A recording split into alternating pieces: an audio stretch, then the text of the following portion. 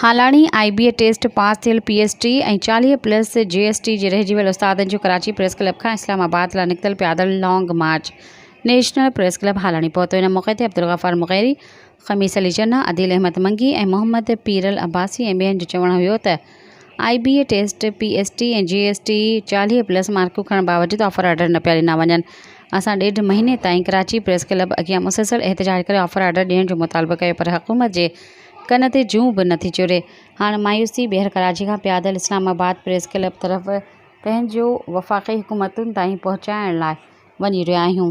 असांजो हक़ आहे, असांखे इहो हक़ ॾिनो वञे। जेकॾहिं उते बि इंसाफ़ न मिलियो त ॿीहर कराची प्रेस क्लब अॻियां अची मरण घड़ीअ ताईं बुख हड़ताल कंदासीं। सिंध में मेरिट जी लताड़ थी रही आहे।